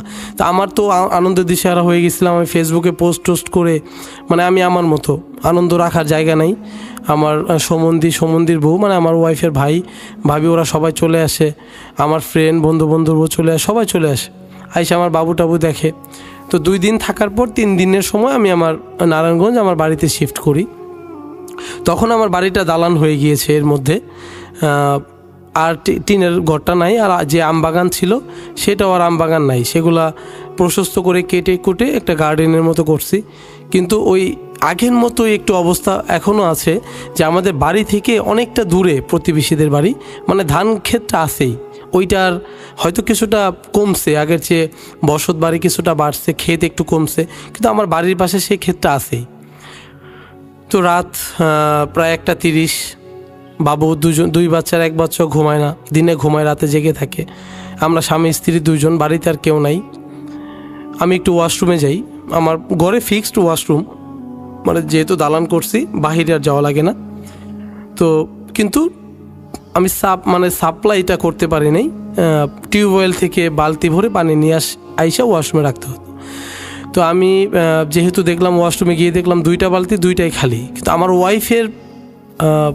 আমার ওয়াইফের কথা ছিল যে সে বিকেলে, মানে ভিতরে ওয়াশরুমের ভিতরে প্রায় 1 থেকে 150 লিটারের একটা ড্রাম আছে মিডিয়াম সাইজের, আর 2টা বড় বড় বার্জার পেইন্টসের 2টা বড় মিডিয়াম বালতি আছে।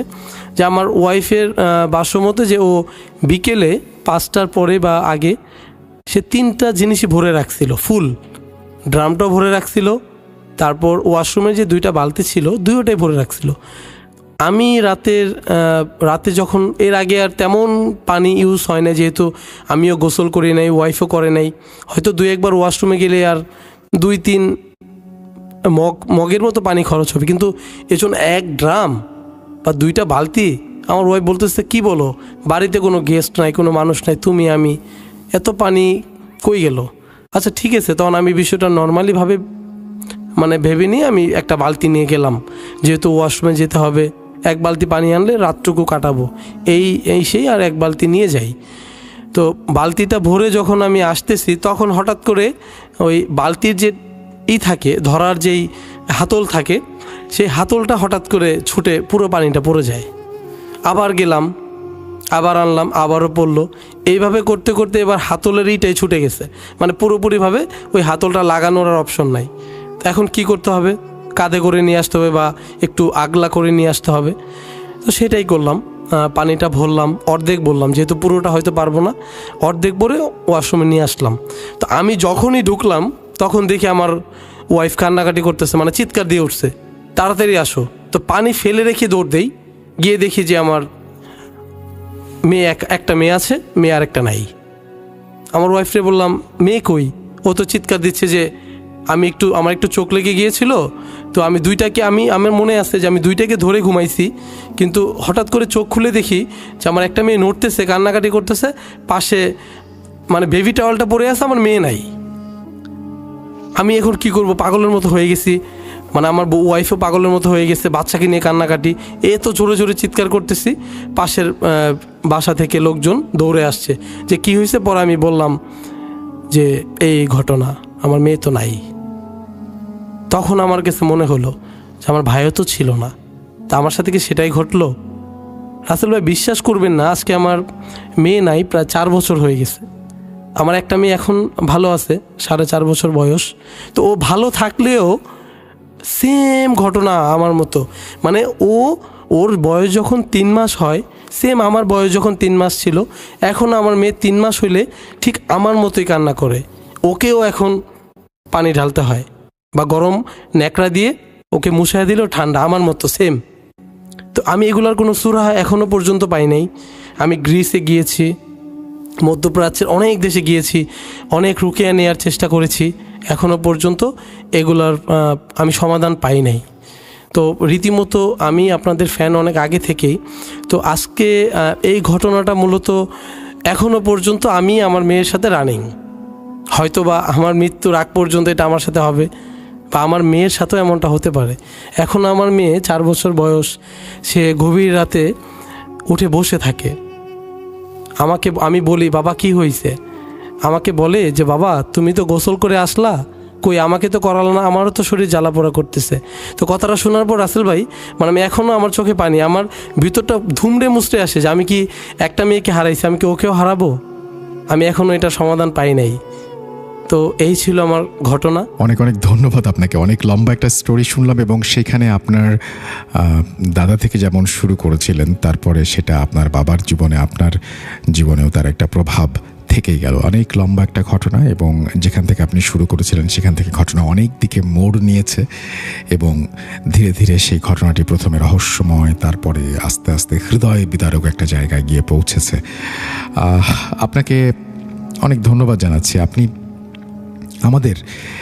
আপনি যদি একটু বলতেন যে এই যে যারা শ্মশানে লাশ পোড়ান, এনাদেরকে তো পুরোহিতই বলে বোধহয়, আমি ঠিক জানি না, সম্ভবত। তো এনাদের জীবনে কি, অনেকের জীবনে আপনি কখনো শুনেছেন, যে শুধু আপনার দাদার কথা বলছি না, আর অনেকের জীবনে কি এরকম ঘটনা ঘটে? আপনি কখনো শুনেছেন? এই সম্পর্কে কোনো আইডিয়া আছে আপনার? হ্যাঁ রাসেল ভাই, মূলত আমি যে বিষয়টা মানে আমার দাদার সাথে ঘটেছে, আমার দাদা মূলত শ্মশানঘাটে লাশ পোড়ানো যে পেশাটা, তাদেরকে পুরোহিত বলে। হ্যাঁ, পুরোহিতদের কাজ হচ্ছে লাশটাকে আগুনে নিয়ে যাওয়া পর্যন্ত। কিন্তু এই যে লাশটা উঠে বসা, এগুলো হচ্ছে 2টা লোক থাকে, তাদেরকে পিটিয়ে পিটিয়ে মানে লাশটাকে সমতলভাবে রাখা। আর কাপালি যাদেরকে বলে, কাপালি বলতে বোঝায় যে শ্মশানে বসে যারা ধ্যান করে, মানে যাদের সংসার জীবন নাই, তারা শুধু সন্ন্যাসী হয়ে বাঁচে, আর অলৌকিক কিছু পাওয়ার জন্যে, ভূত পিশাচ আত্মাদের নিজের বশে করার জন্যে শ্মশানে বসে যারা রীতিমতো ধ্যান করে, তাদেরকে কাপালি বলা হয়। আর আমার দাদা, আমি আপনার অনুমতি নিয়েই বলছি, তার মানে কি আপনার দাদাকে প্রথমে পুরোহিত থেকে তিনি কি ওই কাপালিকের জীবনটাও বেছে নিয়েছিলেন একটা সময়? আপনি শুরুর দিকে বলছিলেন একবার, তো সেটাই তো, তাই না? জি জি জি। যাই হোক, সেটার একটা প্রভাব আপনাদের সমস্ত ফ্যামিলির উপরে পড়েছে। আমি খুবই মানে প্রথমে শুনছিলাম, প্রথমে অবাক হয়ে যাচ্ছিলাম, এবং পরবর্তীতে যখন আপনার নিজের ব্যক্তিগত জীবনের কথা বললেন, তখন আমার নিজেরও খুব কষ্ট লাগছিল। এবং আসলে এইরকম একটা সময়ের মধ্যে দিয়ে পার হয়েছেন আপনি, একটা সময় পার করেছেন আপনি। এখন যে আপনি সুস্থ আছেন, ভালো আছেন, এবং আপনার পরিবার নিয়ে আপনি যখন মোটামুটি একটা জায়গায় এসে দাঁড়িয়েছেন, এটা একটা বিশাল ব্যাপার কিন্তু আসলে। এবং আপনি বলছিলেন যে আপনি পৃথিবীর বিভিন্ন জায়গায় গিয়েছেন, এবং আপনি অনেক কিছুই দেখেছেন। আমাদের এই যে আপনার অভিজ্ঞতা, আপনার এই যে বিচিত্র জীবন, আপনার এই যে 3 পুরুষের এই যে পথ পরিক্রমা, এর আলোকে বা এর ওপরে নির্ভর করে আপনি আমাদের লিসেনারদের কোনো কিছু উপদেশ, বলবো না, আমি কোনো অ্যাডভাইস দিতে চান বা কোনো কিছু জানাতে চান? হ্যাঁ রাসেল ভাই, আমি একটা কথাই লিসেনারদের উদ্দেশ্যে বলবো যে আপনারা যারা মানে হিন্দু রিলিজনের ভিতরে একটু বলি, এটা আসলে ইনসাল্ট করা না, যে হিন্দু রিলিজনে যারা আছেন ভাই, আপনাদের যখন আপনারা লাশটা পোড়াবেন, তো আপনারা দয়া করে দেখবেন যে আশেপাশে কোনো কাপালিক আছে কি না। তো শ্মশানের আশেপাশে যারা ধ্যান করে বা কাপালি থাকে, তাদের কিন্তু প্রধান কাজ হচ্ছে বলি দেয়া।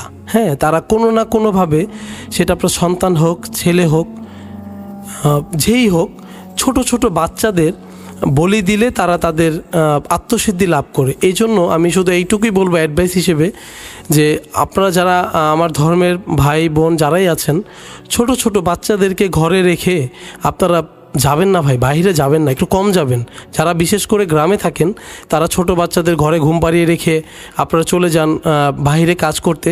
তো বিশেষ করে মায়েদেরকে বলবো, যতদিন আপনার সন্তান বড় না হয় ততদিন পর্যন্ত ভাই আপনারা যায়েন না। যদি আপনাদের শ্মশানে কাপালি থেকে থাকে ভাই যায়েন না। তাইলে হয়তো আজকে আমি আমার একটা মেয়েকে হারাইছি।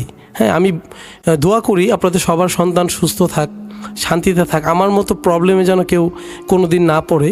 তাই শুধু এইটুকুই বলবো অ্যাডভাইস হিসেবে, যে যারা হিন্দু রিলিজনে আছেন বা শ্মশানবর্তী এলাকায় থাকেন তারা একটু সাবধানে থাকবেন। এইটুকুই ভাই দর্শকদের উদ্দেশ্যে। আপনাকে অসংখ্য ধন্যবাদ। আপনি যে সময় দিয়েছেন এবং একটা লম্বা স্টোরি আমাদের জন্য আপনি উপহার দিয়েছেন। আপনি পরবর্তীতে আপনার জীবনে নিশ্চয়ই আরও আনাচে কানাচে নানান ধরনের ঘটনা আছে বলে আমি মনে করি। আপনি সেগুলো শেয়ার করার জন্য কি পরবর্তীতে আসতে চান? জি জি ভাই, অবশ্যই। আমার ওয়াইফের সাথে অনেক ঘটনা আছে যেগুলো আমি পরবর্তীতে ইনশাল্লাহ আপনাদেরকে বলার চেষ্টা করবো, আর আমি আপনাদের পাশে সবসময় আছি। ওকে, আমি চাইবো যে শুধুমাত্র আপনি একা না, আপনারা পুরো পরিবার মিলে একদিন আমাদের স্টুডিওতে আসুন এবং আপনাদের ঘটনা শুনুন। আমরা খুবই খুশি হব। আপনাকে অসংখ্য ধন্যবাদ আমাদের সাথে যুক্ত হবার জন্য, আর আপনাকে আন্তরিক ধন্যবাদ জানিয়ে আজকে বিদায় জানাতে চাই। এবং আপনি যে স্টোরি বলেছেন এরপরে আসলে আর কোনো কথা হয় না। আজকে আমি এখানেই আসলে আমাদের এপিসোডটা শেষ করতে চাই। আপনাকে অসংখ্য ধন্যবাদ আরও একবার। তো লিসনারদের বলবো, যারা এতক্ষণ পর্যন্ত শুনলেন নিশ্চয়ই এনজয় করেছেন এবং ভালো লেগেছে প্রত্যেকটা মুহূর্ত। আমরা যেটা করতে চাই, আজকে বিদায় নিতে চাই আমাদের এখান থেকে, এবং আগামীতে আবারও ফিরে আসবো স্টুডিও সেশন নিয়ে। আমি আসলে এরকম ঘটনা আরও বেশি বেশি করে চাই আপনাদের জানাতে, শোনাতে, এবং সেই জন্য আপনাদের সহযোগিতা প্রয়োজন। আপনি নিজে আসতে না পারলেও আপনার পরিচিত কেউ যদি আসতে চান, আপনার চারপাশে কোনো মানুষ যদি ইন্টারেস্টেড হন, তাহলে অবশ্যই আমাদের জানিয়ে দেবেন। আমি ধন্যবাদ জানাচ্ছি আমাদের দুজন অতিথিকে আজকে যারা স্টুডিওতে উপস্থিত ছিলেন। আমি ধন্যবাদ জানাচ্ছি নাভিদকে পুরো ব্যাপারটা অর্গানাইজ করার জন্য। আমরা ধন্যবাদ জানাচ্ছি আপনাদের সবাইকে যারা এতক্ষণ পর্যন্ত আমাদের মূল্যবান সময় দিলেন, এবং মূল্যবান সময়টা আপনাদের জীবনের খুব মূল্যবান কিছু সময়ই আপনারা আমাদের দেন, এবং সেই সময়টায় আমরা চেষ্টা করি আপনাদেরকে এন্টারটেইন করতে। আপনাদের সঙ্গে থাকার জন্য অনেক অনেক ধন্যবাদ। আপনারা সবাই ভালো থাকবেন। আজকের মতো বিদায় নিচ্ছি, ফিরে আসবো খুব দ্রুত। আল্লাহ হাফেজ।